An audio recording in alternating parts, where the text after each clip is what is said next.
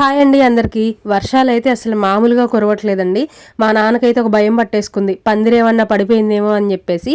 ఈ సంవత్సరం ఏంటంటే అమ్మ వాళ్ళు కూరగాయలు ఎక్కువ పండిస్తున్నారనమాట. దొండకాయలు, కాకరకాయలు, చిక్కుడుకాయలు ఇవన్నీ కూడా. అయితే అంత వర్షంలో ఎందుకు వద్దన్నా కూడా వినకుండా బండేసుకొని వెళ్ళి చూసొస్తాను అసలు పందిరి పడిందేమో అని చెప్పేసి వెళ్ళాడు. కానీ సగం దూరం వెళ్ళిన తర్వాత ఆ గాలికి అసలు బండి ముందుకు వెళ్ళట్లేదంట. అందుకని చెప్పేసి ఈ వర్షంలో వెళ్ళలేని పొలం అని వెనక్కి వచ్చేసాడు. చెప్తే వింటావా అని చెప్పేసి అనుకున్నాం అనమాట.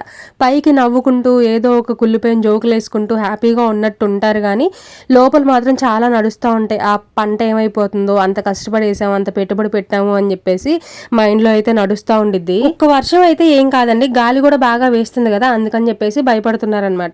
ఇంకా అమ్మ ఇంట్లో ఈ రోజు ఏంటంటే టిఫిన్ ఏమి చేయకుండా పులిహోర చేసింది, నాకు ఇష్టం అని చెప్పేసి.